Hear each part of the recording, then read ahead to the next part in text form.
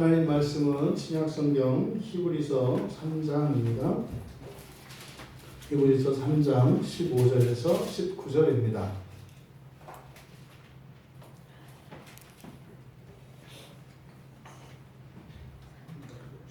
하나님 말씀 히브리서 3장 15절에서 19절입니다. 신약성경 355쪽에 있습니다. 355쪽 3장 15절에서 19절.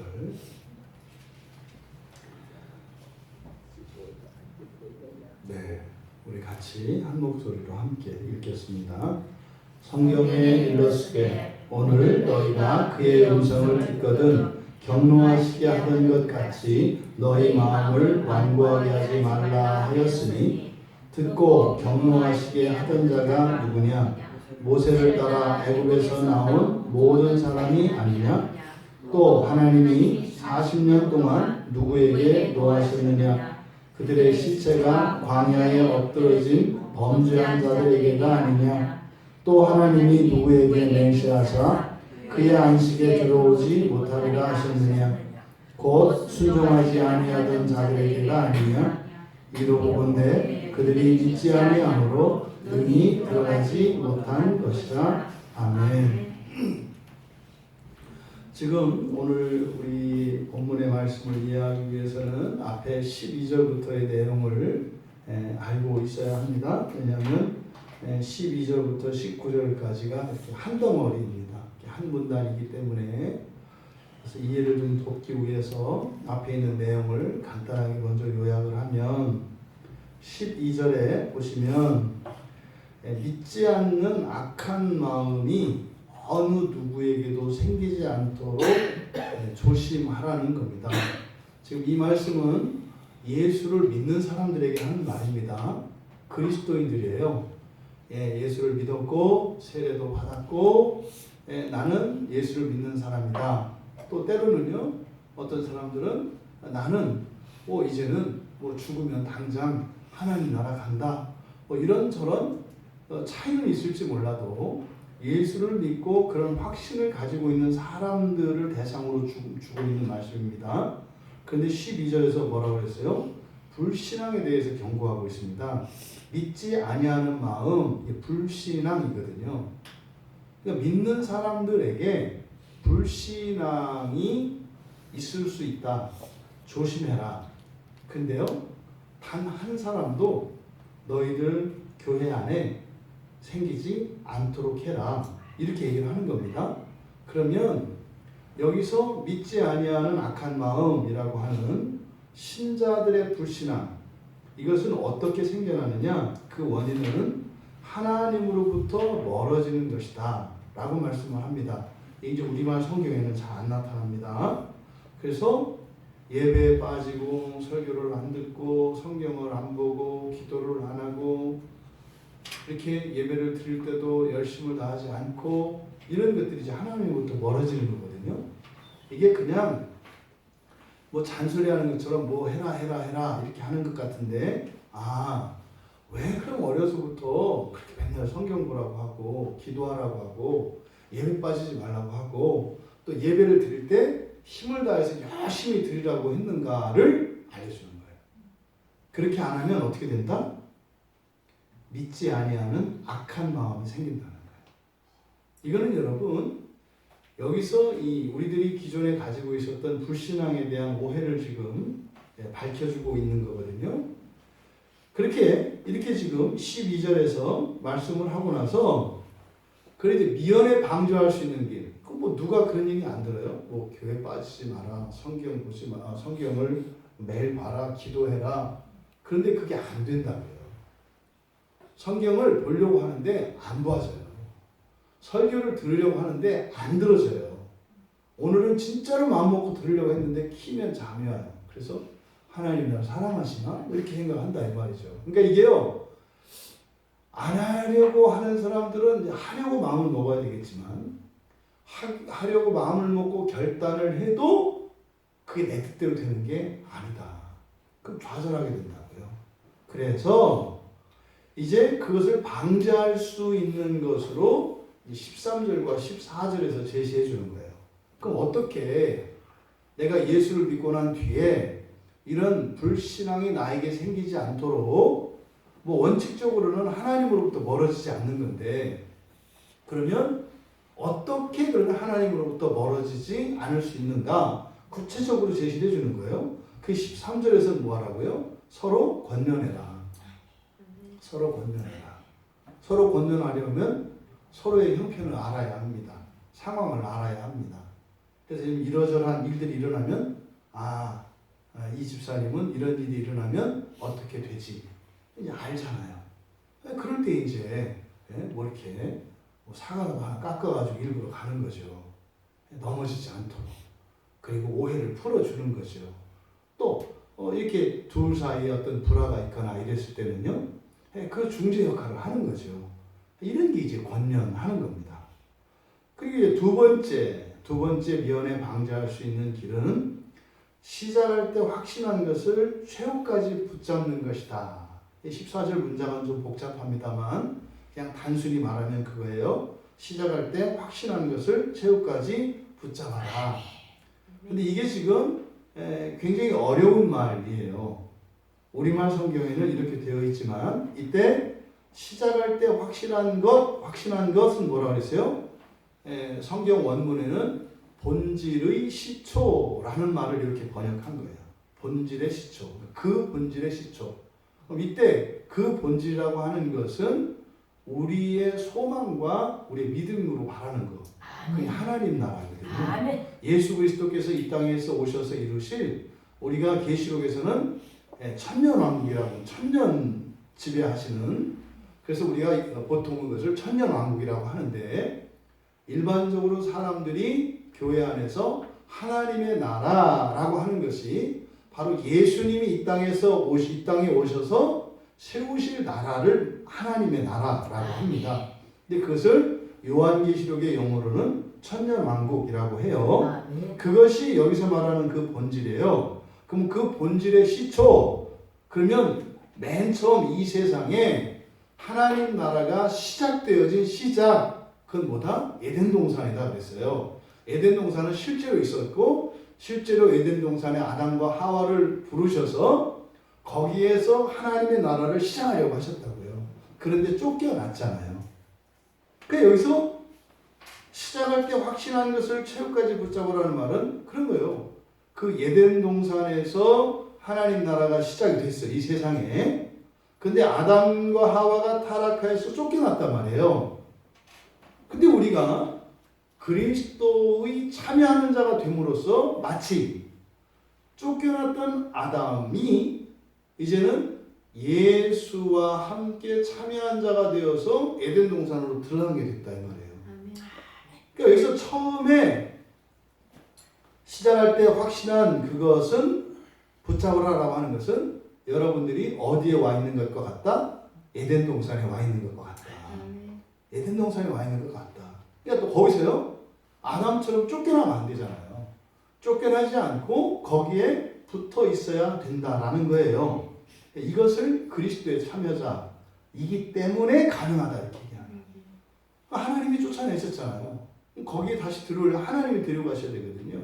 근데 예수님이 하나님이시잖아요. 그러니까 그리스도의 참여자라고 하는 것은 바로 이 땅에 하나님 나라에 속한 자를 의미하는 거예요. 그럼 실제로 임했던 그 에덴 동산 역사 속에 있었으니까 여러분들의 지금 가정, 일터, 우리가 함께하는 이 교회, 여러분이 서 있는 그곳은 다 하나님 나라예요.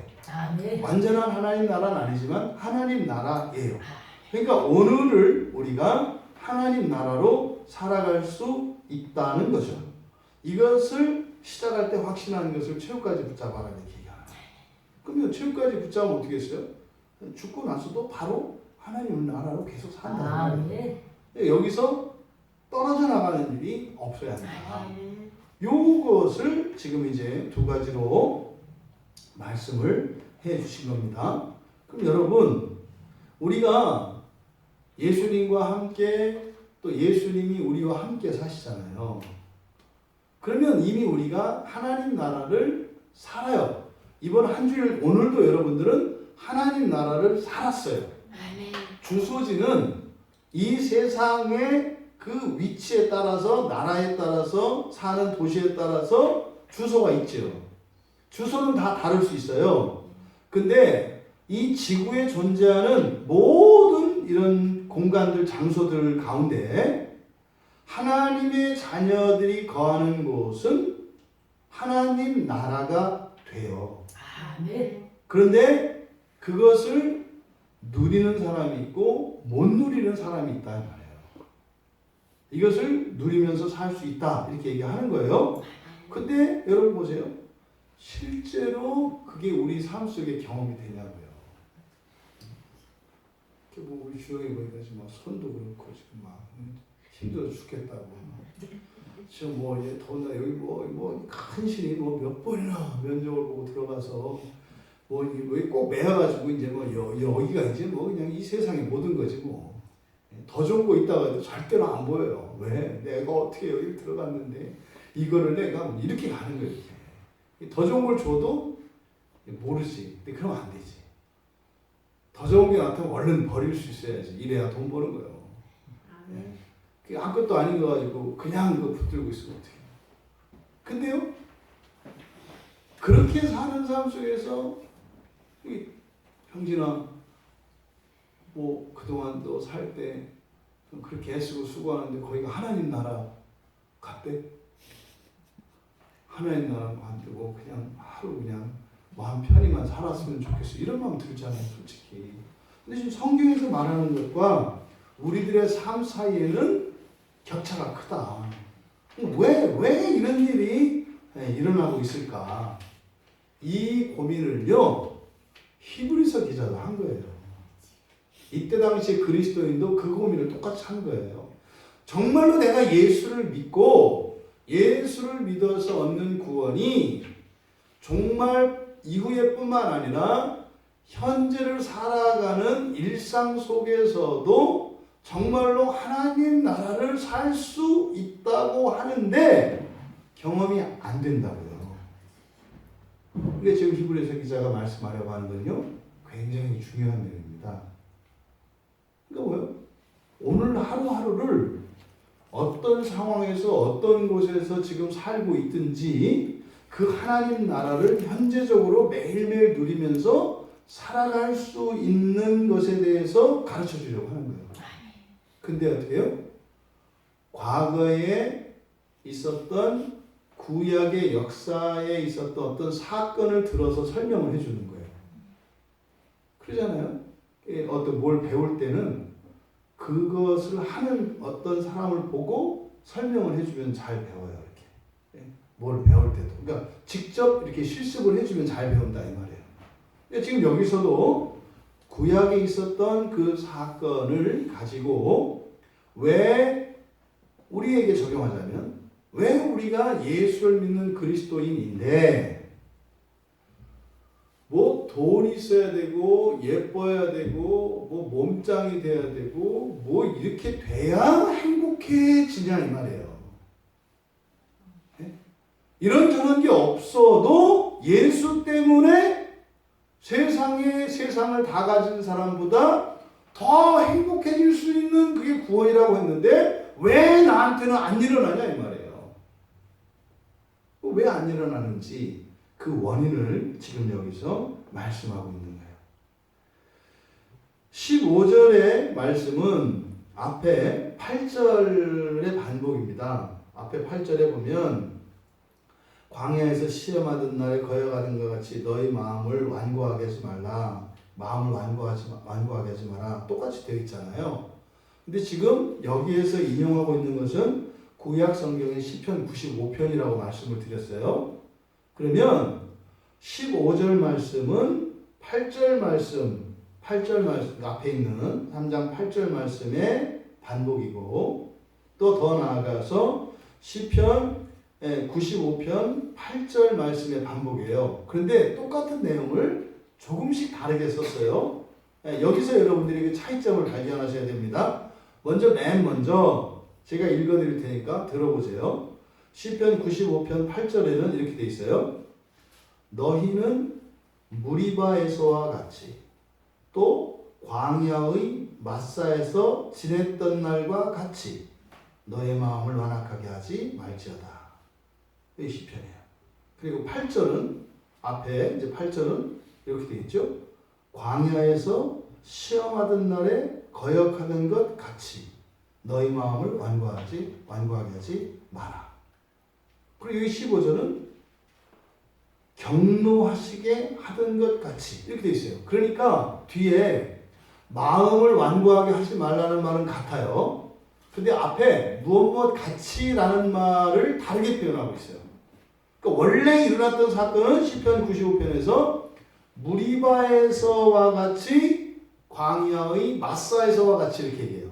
그러니까 이건 역사적 사건이 있어요. 무리바 사건, 마사 사건이라고 해요. 이 두 사건을 앞에 8절에서는 히브리서 3장 8절에서는 경노하게 하시던 것이라고 해요. 그러니까 시편 95편은 무리바에서 있었던 일과 무리바 사건과 마사 사건을 바로 앞에 8절에서는 경노하게 하신 사건이라고 얘기를 하는 거예요. 그리고 여기 15절에서 그렇게 얘기하는 거예요. 그리고 앞에 8절에서는 광야에서 시험하던 날이라고 했어요. 그러니까 무리바와 마사에서 있었던 것을 앞에 8절에서는 하나님을 시험하던 사건이라고 이야기했고 여기 15절에서는 경노하시게 하는 사건이라고 얘기한 거예요. 그러니까 사실 그래서 이 본문을 이해하려면 이 두 가지 사건을 먼저 기본적으로 알고 있어야 이 본문을 이해할 수가 있는 거예요. 그러면 여기서 먼저 나오는 이 두 가지 사건, 이 마사와 무리바에서 있었던 이 사건을 우리가 살펴봐야 하는데 먼저 이 무리바 사건이라고 하는 것은 민수기 20장에 나오는 사건이에요. 이 둘 다 사실은 물과 관련해서 나온 겁니다. 물이 없어요. 광야니까. 샘이 없잖아요.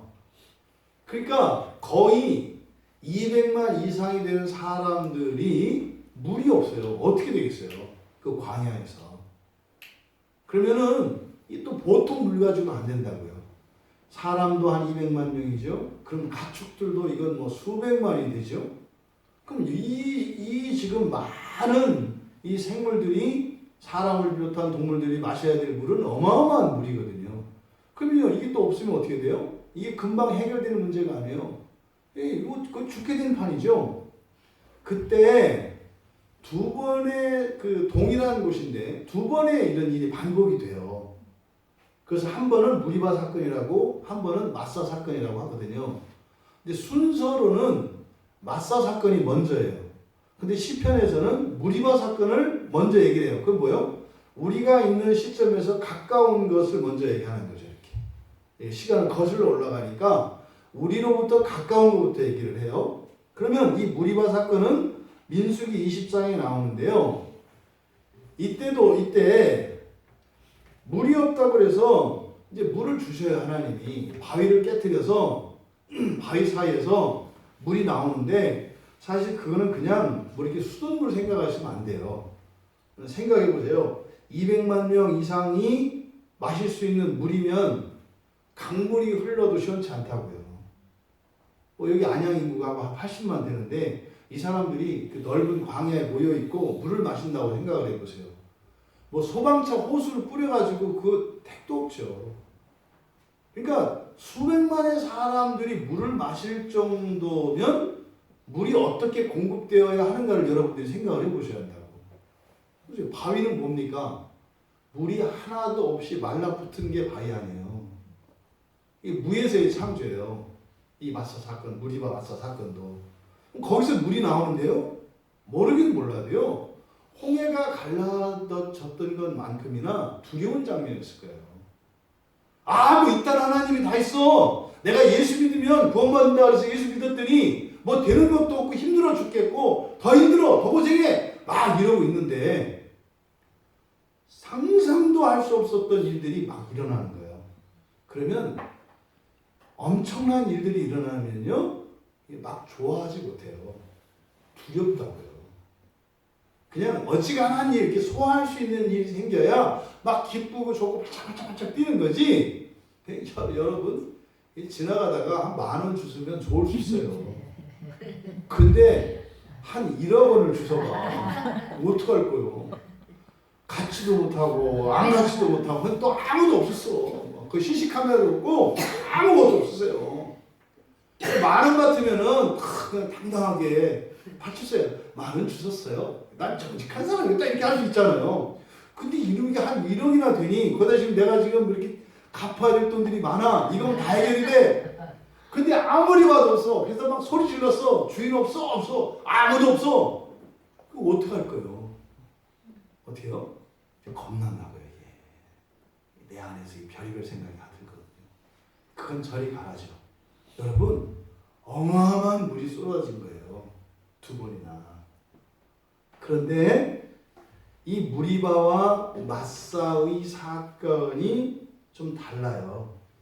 뭐냐면 먼저 민수기 20장의 무리바 사건은요, 하나님을 격동한 게, 하나님을 화나게 한 게 누구냐면 모세와 아론이에요. 모세와 아론. 물을 달라고 한 것은 백성들의 시작입니다만 그때 잘못한 것은 모세와 아론이에요. 지도자였다고요. 그런데 그래서 민수기 20장 12절에 보면 이렇게 돼 있어요. 여호와께서 모세와 아론에게 이르시되 너희가 나를 믿지 아니하고 이스라엘 자손의 목전에서 내 거룩함을 나타내지 아니한 고로 이들은 가나안 땅에 못 들어가요. 이들은 그렇잖아요. 나를 믿지 아니하고. 이게 모세도 아론도 불신앙을 범했어요, 안 범했어요? 범했잖아요. 이 사람들이 여호와 하나님을 안 믿는 사람이래요? 믿는 사람이에요. 믿는 사람인데 불신앙을 범했다 이렇게 얘기한다 이 말이에요. 그 다음에 이제 마사 사건이라고 하는 것은 출애굽기 17장입니다. 그러니까 홍해를 가르고 나온 거예요. 홍해를 가르고 나와서 얼마 되지 않았을 때 일어난 일이에요. 근데 이 마사 사건은 똑같이 물 때문에 이제 하나님 원망한 사건이에요. 똑같이. 그런데 이때는 이 출애굽기 17장을 보면 장막을 치고 나서 그 이스라엘 자손들이 모세를 겁박한 것을 알 수 있어요. 어느 정도냐면 모세가 겁을 먹었어요. 성경이 그렇게 되어 있거든요. 잘못하면은 내가 맞아 죽게 생겼다고 이렇게 얘기하거든요. 하나님 앞에. 그러니까요. 굉장히 겁을 먹고 있는 상태예요. 모세요? 대단한 사람입니다. 이 자존심 보통 아닙니다. 이 어지간해서 겁 안 먹는 사람이에요. 보통 사람이 아니에요. 더군다나 이 애굽의 왕이 될 만한 사람이기 때문에 왕으로서 이렇게 훈련받던 사람이어서 자존심이나 명예심 이런 게 있는 사람이에요. 그래서 어떻게 해요? 비굴한 모습 취하지 않아요. 맞아 죽을지라도. 근데 그때 출애굽기 17장의 분위기를 보면 모세가 바짝 긴장하고 있어요. 이게 지금 돌 맞아 죽게 되는 그런 상황이었거든요. 그때 이제 모세가 하나님께 말씀을 드렸고 그때 하나님이 물을 주셨어요. 둘 다 물을 주셨어요.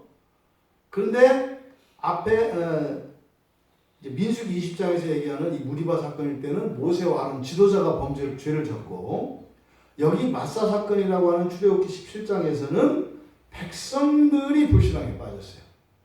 이게 출애굽기 17장 7절에 그렇게 되어 있어요. 이곳 이름이 마사 또는 무리바라고 불렀으니, 그러니까 동일한 곳이에요.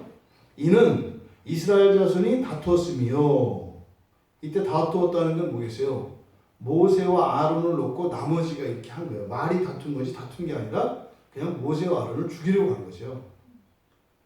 또는 그들이 여호와를 시험하여 이렇게 얘기해요. 여호와를 시험하여 여호와께서 우리 중에 계신가 안 계신가 하였습니다. 그러면 진짜 하나님 맞아 뭐 이랬다는 거예요.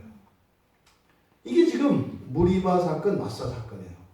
한 번은 모세와 아론이, 한 번은 이스라엘 백성들이 하나님을 시험하고 또 불신앙을 가졌던 사건이에요. 바로 이 사건을 여러분들이 기본적인 이해를 가지고 이제 본문을 봐야 한다. 결론적으로 이 사람들이 이제 어떻게 됐어요? 가나안 땅에 못 갔어요. 가나안 땅은 완전한 천국이에요. 지금 여기에서 앞에서 얘기하는 참된 안식이에요.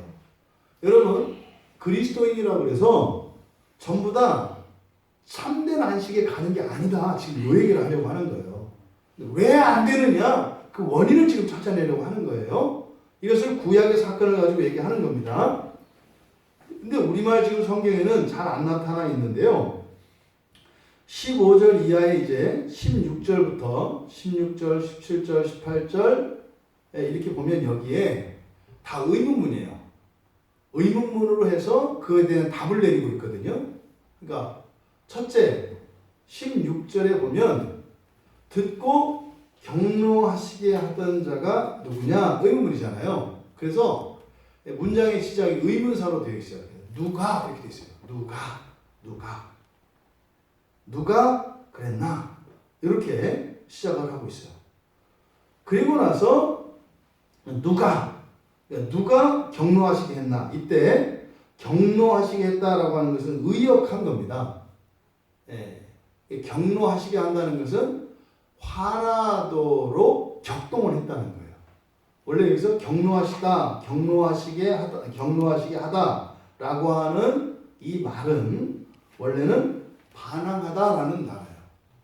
그러니까 반항하는 목적이 뭐예요? 하나님을 화나게 하는. 그래서 반항하다라는 말을 이렇게 바꾼 거예요. 그래서 그대로 직역하면 16절의 시작은 어떻게 되는 거예요? 누가 반항을 했느냐? 이렇게 되는 거예요. 누가 반항을 했느냐? 누가 반항을 했어요? 여기 보니까 16절에 뭐라 했어요? 모세를 따라 애굽에서 나온 모든 사람이 아니냐? 이렇게 얘기하고 있어요. 그렇죠? 그럼 보세요. 둘로 나눠서 생각할 수 있어요. 이렇게 누가 하나님께 반항을 하고 누가 이렇게 하나님을 격동시켰어요? 화내시도록? 첫째, 애굽에서 나온 사람들. 애굽에서 나온 모든 사람들이기 때문에 의미를 살피려고 하는 거예요. 애굽에서 나온 사람들이라는 것은 누구냐? 구원받은 사람들이죠. 애굽 땅에서 노예로 있다가 구원받은 사람들이에요. 구원도 그냥 구원이 아니에요. 분명한 경험이 있어요. 하나님이 나와 함께 하신다고 하는 분명한 경험을 한 사람들이에요. 왜요? 10가지 재앙을 받죠. 말이 재앙이지 이건 다 이적이거든요. 거기다가 직접 홍해가 이렇게 물이 양쪽으로 쭉 갈라져서 뭐 수백 미터에 이르는 물이 양쪽으로 갈라져서 이렇게 갈라진 그 사이를 지나온 사람이에요. 요즘에 무슨 아쿠아리움? 이 홍해 사건에 비하면 그 아쿠아리움도 아니에요. 아쿠아리움 이렇게 투명으로 해서 뭐 유리로 이렇게 덮여 있는 거 아닙니까? 이때는요 유리 없어요. 그냥 물이 쫙 있고 그럼 거기 뭐예요? 이렇게 바닷가에 가면 갯내가 나잖아요. 근데 여러분 바닷속을 지나가니 갯내가 얼마나 났겠어요. 아니 거기다가 늘 얘기합니다만 거기서 그 바닥에 떨어진 뭐 낙지 한 마리 없었겠어? 뭐 문어 한 마리? 있었을 거예요. 그러니까 그런 곳을 지나온 사람들이에요. 여러분 이렇게 광야에서 범죄한 사건들을 사람들이 우습게 하는 경향이 있는데 이 사람들을 우습게 보면 안 돼요. 나보다 뭐 이렇게 특별히 악한 사람이라고 보면 안 된다 이 말이에요. 오늘날로 말하면 이 정도 광야에서 하나님께 도전하고 격동시켰던 그 출애굽한 사람들은 어느 정도냐면 살면서 기적을 경험한 사람이에요. 살면서 엄청난 기적을 본 사람이라고요. 또 그 혜택을 받은 사람이에요. 여러분 있어요 그런 게. 맞아요. 있어요. 그랬는데 이 사람들이 어떻게 했다는 거예요? 이 사람들이 불순종하고 하나님한테 덤볐다 이 말이에요. 이게 말이 되냐고요. 근데 이런 일이 일어난다는 거예요. 그러면 여러분들에게 이런 일이 일어나지 않겠어요? 당연히 일어나겠죠. 당연히 일어나겠죠. 근데 사실은요, 여러분 지금 히브리서 기자의 의도를 여러분들이 아셔야 돼요. 광야에서 그렇게 엄청난 그 애굽에서 나올 때 엄청난 이적들을 경험하고 홍해를 가르고 나왔는데 엄청난 사건이에요. 근데 그것은 뭐예요? 하나님이 이루실 구원의 한 조각에 불과해요. 그게 끝나는 게 아니거든요. 바로의 군대를 그냥 물속에 수장시켜버리는 거, 홍해가 갈라졌다가 다시 합쳐지는 거, 이거는 뭐 하나님의 능력을 과시하려는 게 아니라 목적은 이들의 구원이거든요. 그러니까 애굽에서 떠나온 거, 그러니까 노예가 아니고 자유롭게 된 거, 이 정도가 아니다 이 말이에요. 취직하면, 회사에 취직하면 보통 수습기간이라는 걸 거칩니다. 수습기간에는 고용주가 이렇게 해고를 시킬 수가 있어요. 마음대로. 끝나면 이게 잘라버릴 수가 있다고요. 그래서 어떻게 해요? 수습기간 중에는 아주 얌전한 척하고 착한 척하고 그냥 아주 성실하고 충실한 척하죠. 그러다가 이제 정식 직원이 돼서 고용계약을 딱 맺고 나면은 자르기가 어려워요. 해고시키기가. 여기 자유를 얻는 거예요. 이런 거죠. 뭐 그러지 않겠어요? 청년들 막 취업하고 이럴 때는 또 학교 할 때는 합격만 시켜주세요. 취업만 시켜주세요. 뭐 결혼만 하게 해주세요. 아이만 낳게 해주세요. 다 하죠. 근데 그 소원이 딱 이루어졌어요. 이게 뭐예요? 이게 자유를 얻은 거예요. 취직을 했어. 학교 입학을 했어. 결혼을 했어. 이게 자유를 얻은 거예요. 근데 그게 다가 아니다 말이에요. 그게 끝이 아니라고요. 그건 실제로 하나님이 하시려고 하는 구원의 전체에서 아주 조각에 불과해요. 그럼 그걸 경험했으면 어떻게 돼요? 경험한 걸로 끝날 게 아니라 정말 더 좋은 구원을 위해서 순종하며 나아가야 하는 거잖아요. 근데 이들은 그렇게 하지 못했던 겁니다. 또 여기서 우리가 눈여겨보아야 하는 것이, 아니 그 애굽에서 나온 사람들이 일부는 그랬다고 쳐. 근데 모든 자들이래요. 모든 이라는 말은 항상 우리가 받아들일 때는 예외 없이 이렇게 해야 그 의미가 들어와요. 예외 없이. 그러니까 하나도 빠짐없이 다예요, 다.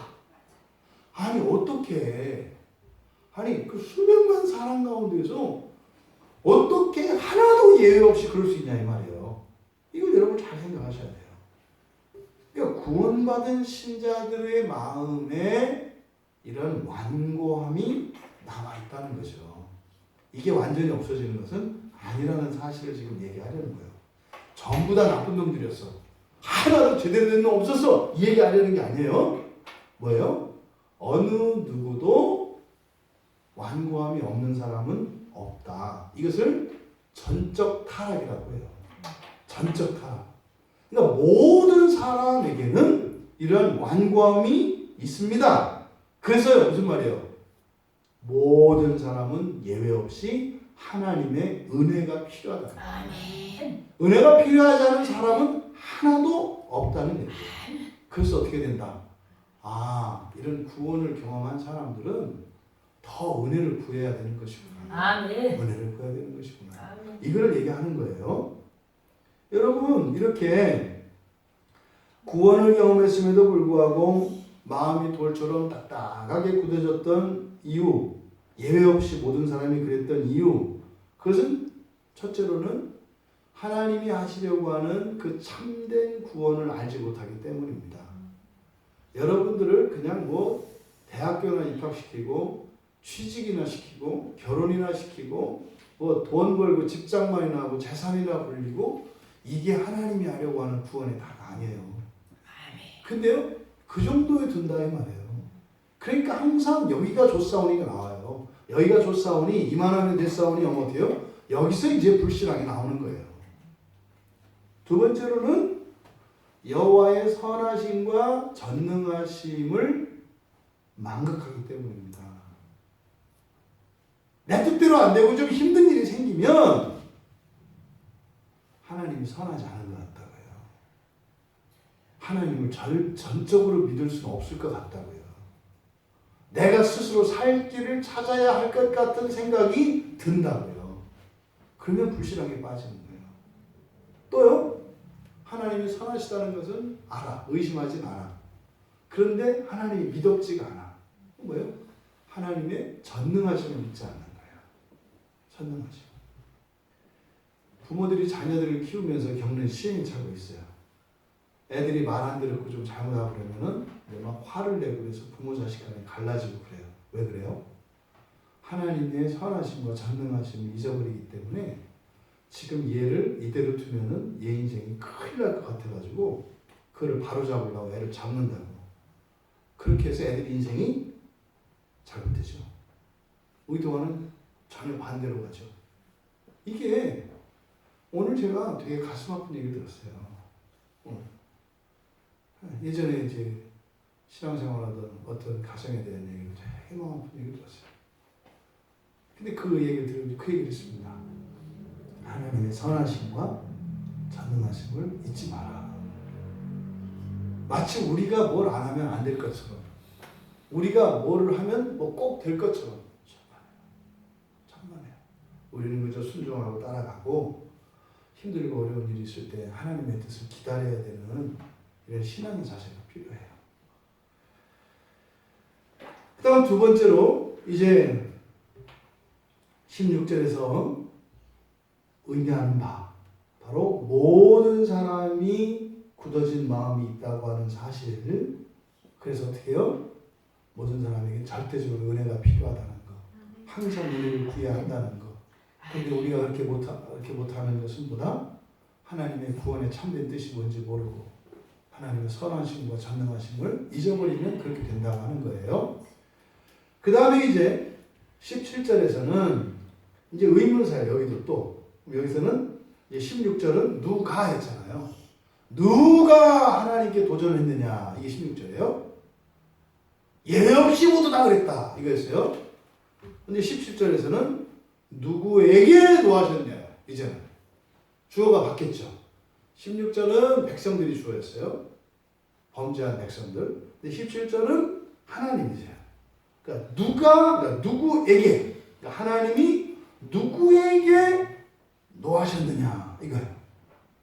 답은요, 광야에 엎드러진 범죄한 자들이라는 거죠. 여기서 지금 이 말씀 우리가 깨달아야 돼요. 여기서 이 노하다라고 하는 것은 일반적으로 하나님의 진노하다 이런 뜻, 이런 단어가 아니에요. 여기에 사용된 노하다라고 하는 말은 공격을 당하다라는 뜻이에요. 불편을 겪다 이런 뜻이에요. 그러니까 여기서 노하다라고 하는 것은 그런 거잖아요. 가만히 있는데 누가 건드려서 불편하게 되는 거. 그러니까 내가 아픈 거 말고 누군가가 해코지해서 당하는 거 있잖아요. 그때 나오는 반응을 노하다라고 하는 거예요. 앞에 16절에서는 뭐 한다고 했어요? 격동시킨다고 그랬죠. 하나님을 격동한다고 그랬어요. 근데 17절에는 하나님이 그거에 대해서 반응을 하신다는 거예요. 격동시키는 건 누구라고 그랬어요? 구원을 경험한 모두 다라고 그랬어요. 예외 없이. 그런데 하나님이 반응하시는, 하나님이 노를 바라시는데 누구에게 했느냐? 뭐라고 그랬어요? 광야에 엎드러진 범죄한 자들이라고 했어요. 여기에 지금 큰 차이점이 있는 게 여러분 눈에 띄셔야 돼요. 하나님께 도전하고 하나님한테 덤빈 것은 모두 다였어요. 그랬는데 하나님이 노하신 것은 모두 다가 아니라 누구였어요? 엎드러진 자들이에요. 모두 다가 아니에요. 여기서 여러분 이 의미하는 바를 여러분들이 아셔야 됩니다. 격동한 것과 죄를 지은 것을 지금 구분하고 있죠. 하나님께 반항하고 격동하는 건 죄잖아요. 근데 그렇게 격동한 것과 16절에서 격동한 것과 지금 하나님이 노하신 사람들을 엎드려진 사람이라고 했는데 이 사람들을 범죄한 사람이라고 그래요. 그러니까 격동한 것을 말하는 게 아니에요. 그것을 나누고 있다고 이렇게. 격동한 것과 또 범죄한 것을 나누고 있다 이 말이에요. 왜냐? 광야에 있던 모든 사람들이 가나안 땅에 못 들어간 거 아니죠. 누가 들어가죠? 광야에서 태어난 어린아이들은 아직 어린아이들은 다 들어갑니다. 어린아이들은 들어가요. 그리고 레위지파 사람들도 들어간다고요. 그러니까 격동한 걸 모두 다 했어요. 그러니까 레위지파라고 해서 안 하지 않았다는 거예요. 심지어는요, 모세와 아론도 했다 그랬잖아요. 전부 다 하나님을 격동했다니까요. 그랬는데 광야에서 엎드러진 자들은 모두는 아니에요. 일부라고, 일부.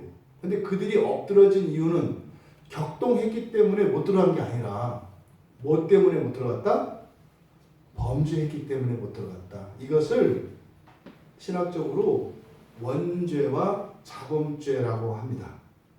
늘 우리가 우리 안에 죄책감이 있죠. 늘 죄를 짓잖아요. 이것 때문에 그 나라에 들어가고 못 들어가는 게 아니다 이 말이에요. 원죄 때문에 못 들어가는 게 아니다 이 말이에요. 실제로 그 문제는 우리가 해결할 수 없어요. 그래서 하나님이 오셔서 십자가에서 죽으심으로 대속해 주셨죠. 그 문제는 완전히 해결해 주셨어요. 그러면 광야에서 엎드러진 사람들은 누구예요? 가나안 땅에 못 들어간 사람이죠. 우리에게 말하면 주님이 오셨을 때 이룰 그 천년왕국이에요. 거기에 못 들어가는 사람들 얘기하는 거예요. 거기에 못 들어가는 사람들은 누구라는 거예요? 죄 지은 사람들이에요. 이때 죄 지은 사람은 인간 보편이 가지고 있는 실수할 수밖에 없고 범죄한 거 또 범죄하고 몇 번이나 이렇게 반복하다가 회개에서 받은 나오는 이런 일들은 모두가 똑같아요. 그것 때문에 못 들어가는 일은 없다 이거예요. 그것 때문에 못 들어가는 것은 아니다. 중요한 것은 뭐예요? 자기가 지은 죄. 자기가 지은 죄 때문에 들어간다는 거예요. 그러면 요 앞에 이제 출애굽기입니다만, 이제 구약으로 가서 출애굽기입니다만, 그 다음에 레위기가 나와요. 구약 성경에 출애굽기 다음에 레위기. 우리 지금 새벽에 보고 있잖아요. 그럼 그 뒤에 레위기에 가면 자기가 지은 죄를 어떻게 해결하느냐? 제사를 통해서 해결한다 이렇게 나온다고요. 그게 오늘날 우리에게 뭐예요? 회개라고요. 회개를 통해서 지은 죄의 문제를 해결할 수 있어요. 이거는 반성문 쓰는 게 아니라고 그랬죠. 더 이상 그런 상황이 돼도 그런 죄를 짓지 않도록 우리가 변화되는 거, 이게 회개라고요. 그러니까 우리가 지은 죄를 회개하지 않고서는 주님의 나라에 들어갈 수 없다는 사실을 이야기하고 있어요. 그러니까 자범죄, 자기가 지은 죄, 이것은 반드시 고쳐져야 합니다. 이게 반드시 고쳐져야 들어가요. 이게 안 고쳐졌는데 예수를 믿었다는 것 때문에 들어간다? 거짓말이라고요. 그렇게 얘기 안 한다고. 지금 히브리서에서 하는 얘기가 그 얘기예요. 그리고 역사 속에서도 실제로 그렇게 못 들어갔죠. 그러니까요, 반드시 회개해야 한다고요. 근데 여기서 지금 그 죄로 인해서 죽었어요. 죽었는데 뭐라 그랬냐면 그들이 죽었다 이렇게 안 해요. 그들이 죽었다. 죽었다고 하는 것은 멸망하는 거거든요.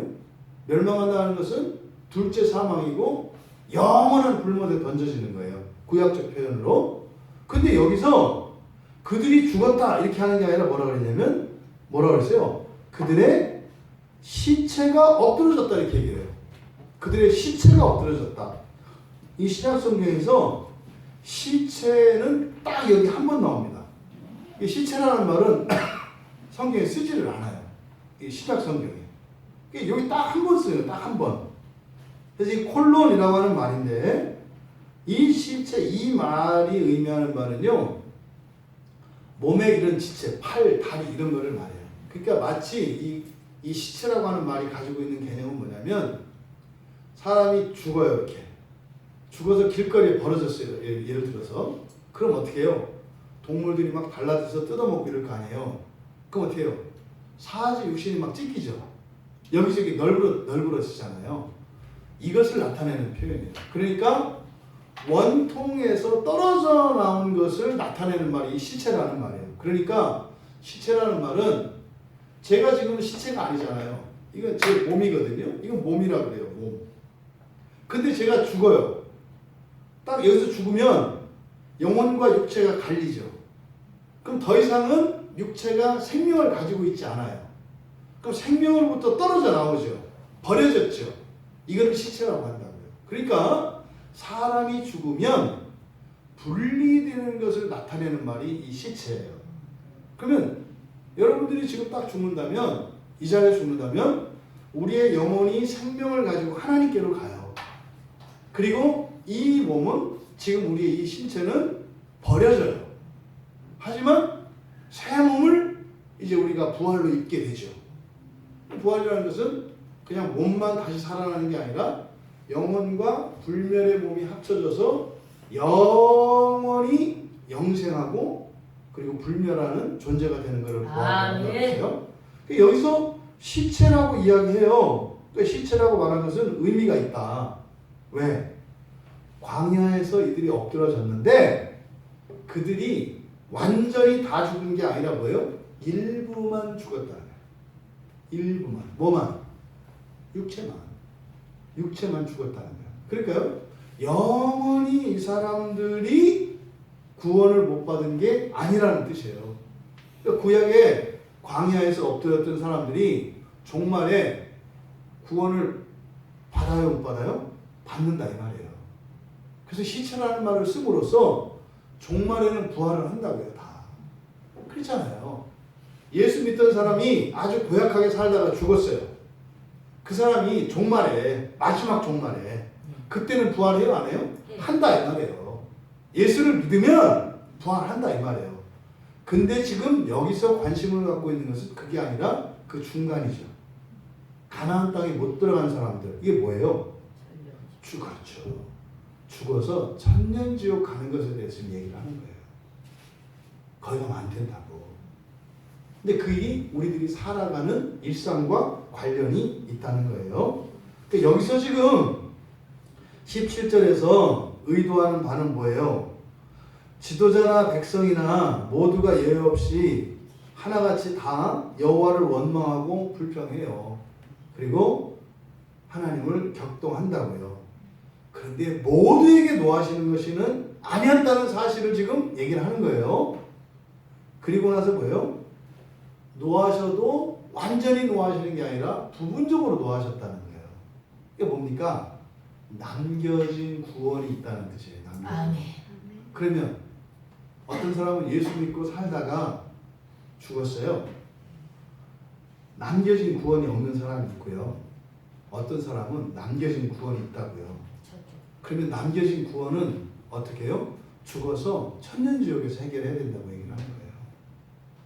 그러니까요. 설렁설렁 대충 속지 마세요. 다 거짓말이에요. 그때 여러분들이 그 짐을 질 때 대신 지어줄 목사님 없어요. 자기 짐을 지기도 감당 못해요.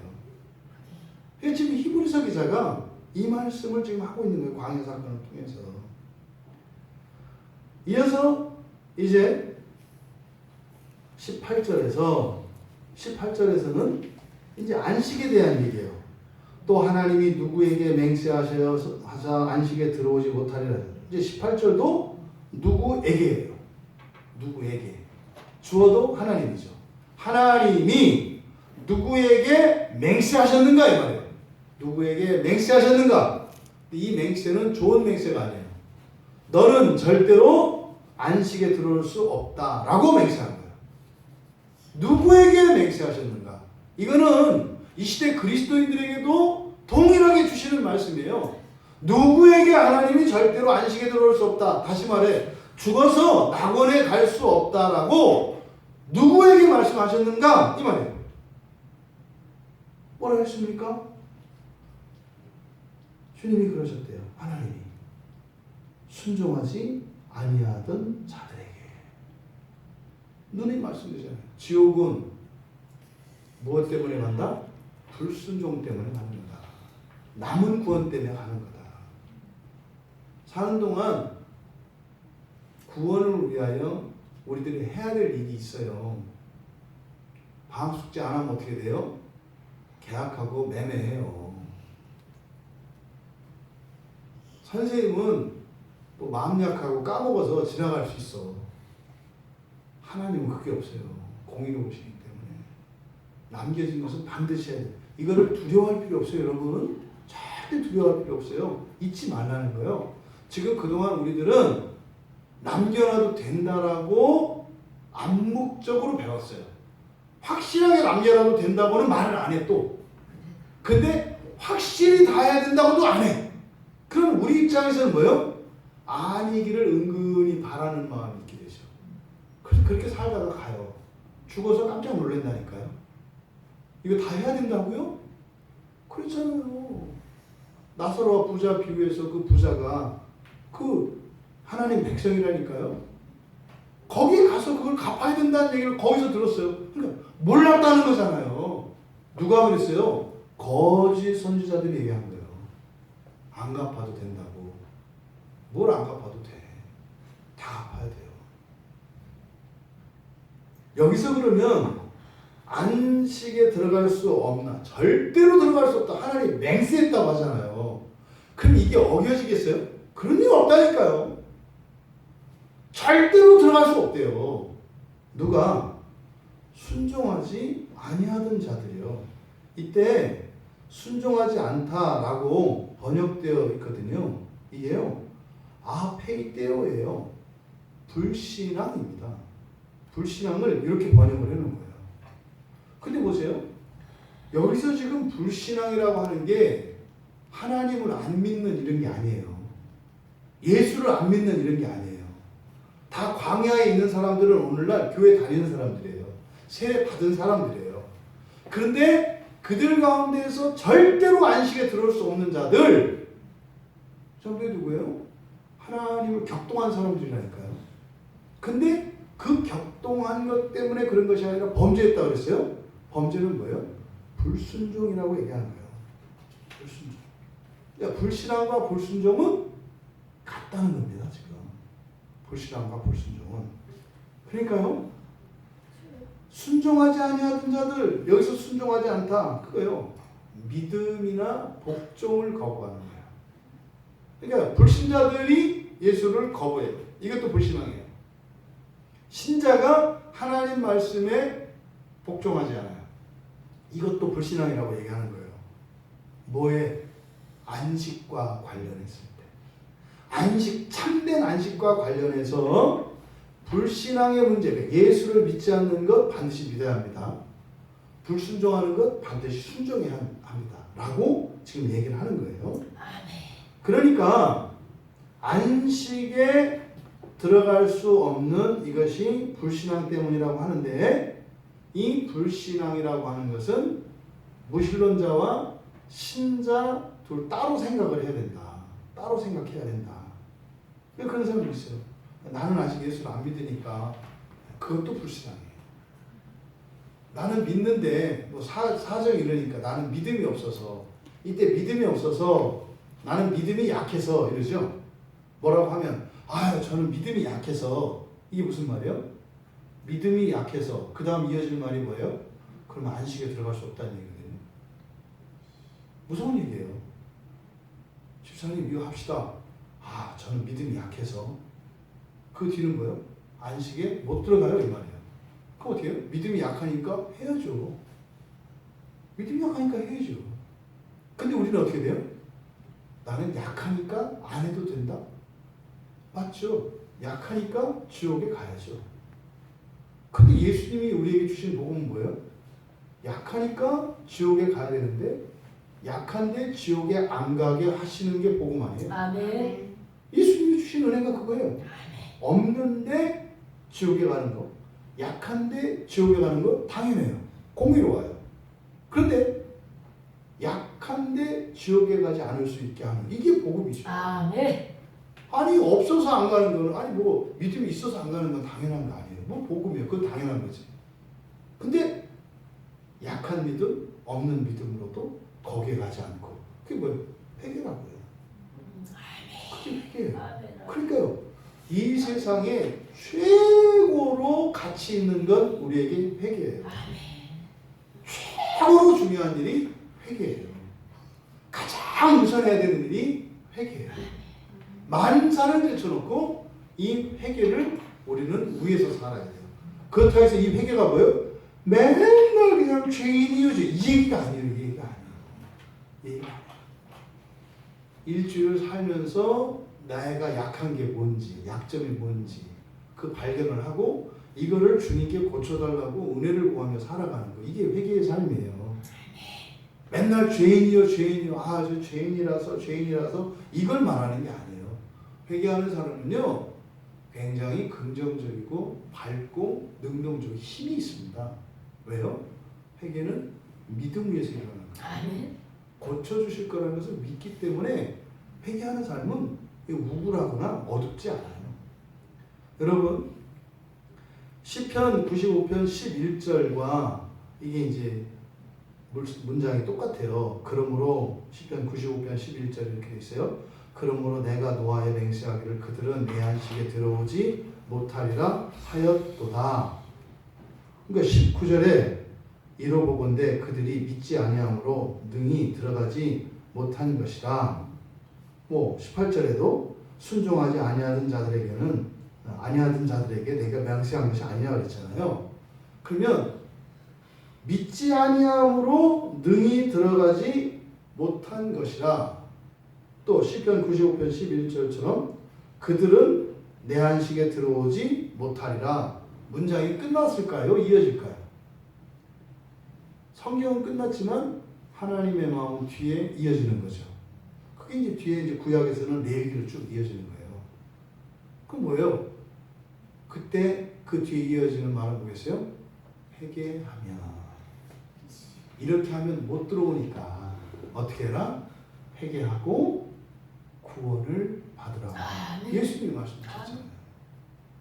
회개하고. 그래서 예수를 믿고 세례를 받으라. 그리하면 안식에 들어갈 수 없던 너희가 참된 안식에 들어가게 될 것이다. 이게 예수님의 복음인 거죠. 말씀을 정리하겠습니다. 여러분, 하나님을 이렇게 격동하는 자, 하나님께 도전하는 자, 이런 사람들은 당연히 안식에 들어가지 못합니다. 당연히 못 들어가죠. 그러니까 불신자들은 당연히 못 들어가죠. 예수 믿지 않는 사람들은 무조건 못 들어갑니다. 예수를 믿지 않으면 이거는 뭐 예외가 없어요. 왜? 그 자체가 하나님을 격동하는 것이니까. 만민이 하나님의 창조된 사람이니까 마침내 다 구원해 주실 거야. 이렇게 얘기하는 사람도 있어요. 그런 거잖아요. 아니 부모가 뭐 10자식 그 손가락 깨면서 안 아픈 손가락 위에서 다 내 배로 한 자식 다 내 새끼지. 아유, 내가 부모가 돼보니까 예쁠 때도 있고 미울 때도 있어요. 사람도 그래요. 사람도. 그리고 사람은 그 사람들을 버리는 게 아니죠. 지금 여러분들이 구원의 이야기를 잘 전체적으로 이해하셔야 되는 게 뭐냐면 하나님이 맨 처음 창조한 세상이 있어요. 창조 세계. 첫 창조 세계. 이거는 잠깐 있다가 사라질 세상이에요. 원래부터. 그러니까 마치 아파트 모델하우스 같은 거예요. 첫 창조 세계. 지금 이 세상에 있는 모든 게 모델하우스 같은 거예요. 입주가 시작되면 그 모델하우스 어떻게 해요? 부숴버리잖아요.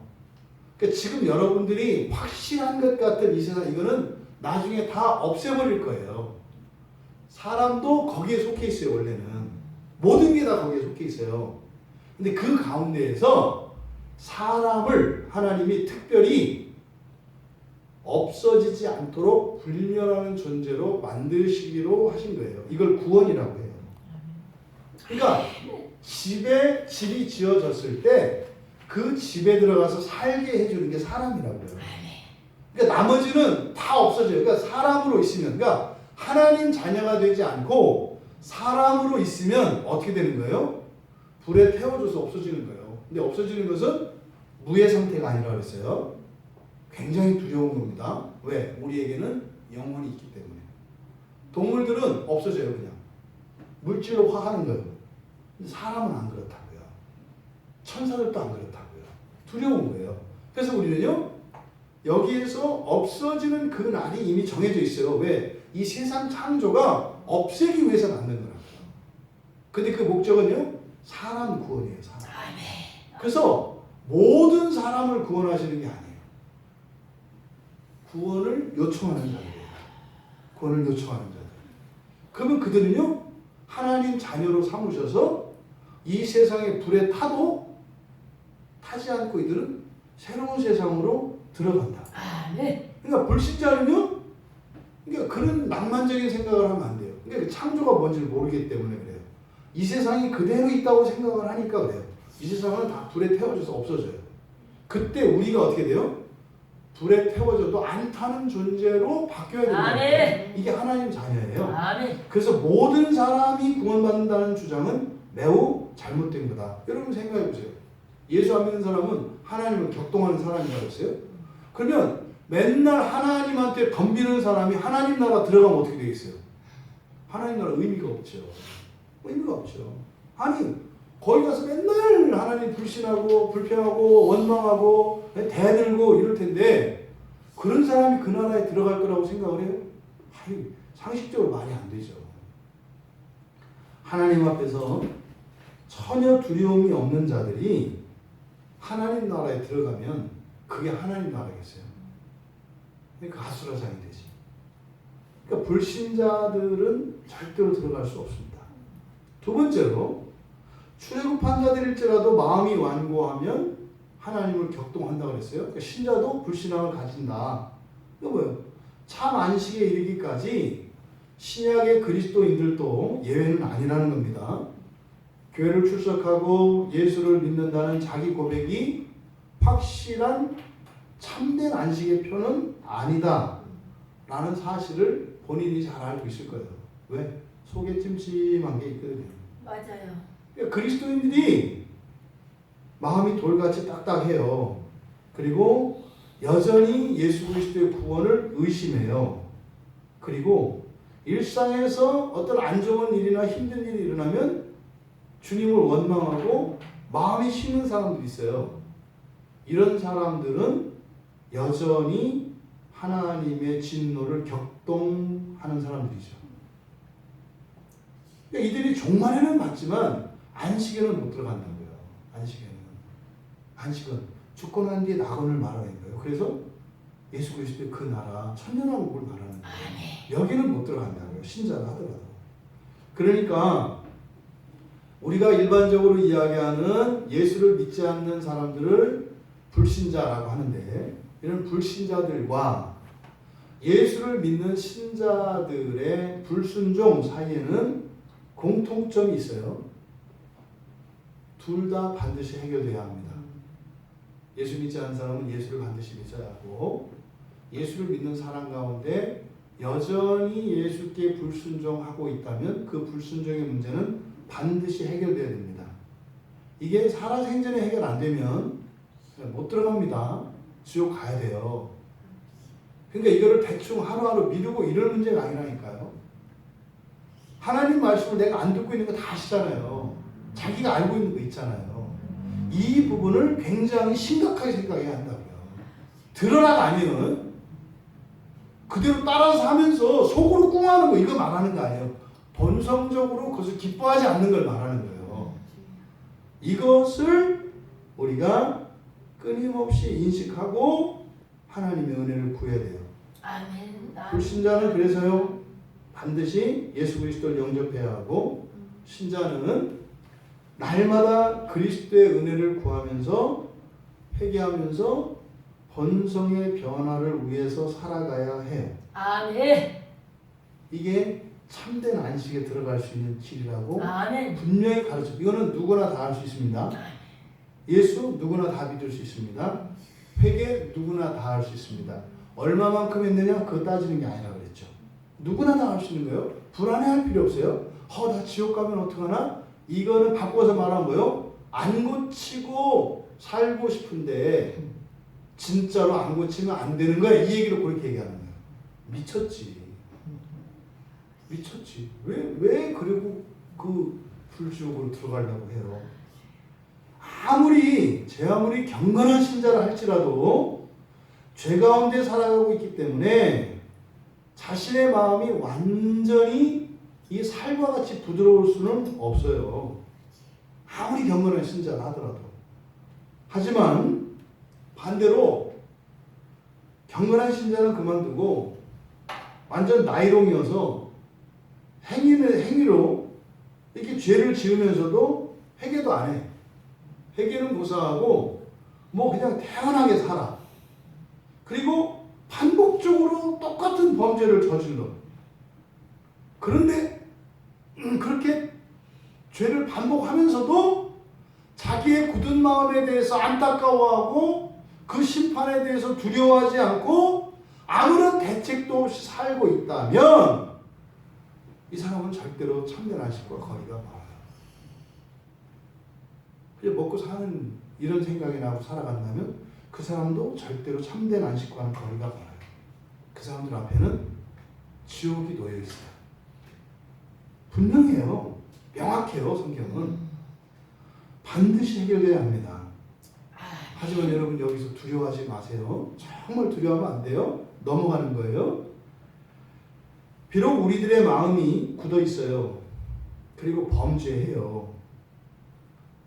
하지만 그럴지라도 회개하기 위해서 그리스도의 은혜를 구하며 이런 본성의 변화가 일어나기를 소원을 품고 은혜의 수단을 게을리하지 않는다면 아멘. 아무리 돌같이 딱딱한 마음도 부드러운 마음으로 주님께서 만들어 주시고 아멘. 그래서 그 일을 위해서 성령이 우리 안에 계십니다. 아멘. 성령이 우리 안에 내주하시는 이유가 바로 그것 때문입니다.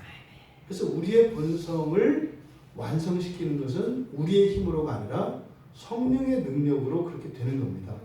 그래서요 마침내 우리의 본성도 우리의 삶도 거룩하여 흠이 없도록 해주실 것입니다. 이것이 복음의 진수입니다. 아멘. 아멘. 여러분 분명한 이 복음의 그 말씀이 들릴 수 있기를 바랍니다. 아멘. 그래서 우리가 내 마음대로라고 하는 이것 때문에 지옥이라고 하는 이 대가를 치르며 살고자 하는 것이 얼마나 무모하고 어리석은 것인가를 깨닫고 죽기까지 주님께 순종하기를 기뻐하는 사람이 되기를 원하고 그것을 위해서 그리스도의 은혜를 구하며 그래서 죽음 이후에 참된 안식으로 주님이 오실 때 부활의 영광과 함께 그 천년 왕국에서 주님과 함께 다스리시는 우리 모두가 되시기를 주님의 이름으로 축원합니다. 아멘. 잠시 말씀을 생각하며 기도하겠습니다. 불신앙에는 두 가지 의미가 있다는 거예요. 아주 예수를 믿지 않는 것. 두 번째로는 예수를 믿되 나를 변화시키지 않고 내 마음대로 살겠다고 하는 것. 이게 또 불신앙이라는 겁니다. 물론 예수를 믿지 않는 불신앙과 신자의 그런 불순종은 큰 차이가 있죠. 하지만 참된 안식에서는 지옥을 맛봐야 한다는 점에서는 다르지 않다. 예수를 믿지 않는 이들은 영원하고 예수를 믿는 이들의 불순종은 천년이라고 하는 이 기간이지만 이건 만만치 않다. 우리가 하나님께 은혜를 구하는 이유는 바로 이겁니다. 하나님 참된 안식에 들게 하옵소서. 또한 살아서 천국을 살게 하시고 죽어서도 완전한 하나님 나라를 살게 하시고 주님이 오실 때 영광의 나라에 들어가게 하옵소서. 우리가 인생을 그렇게 살게 하옵소서. 우리 같이 기도합니다.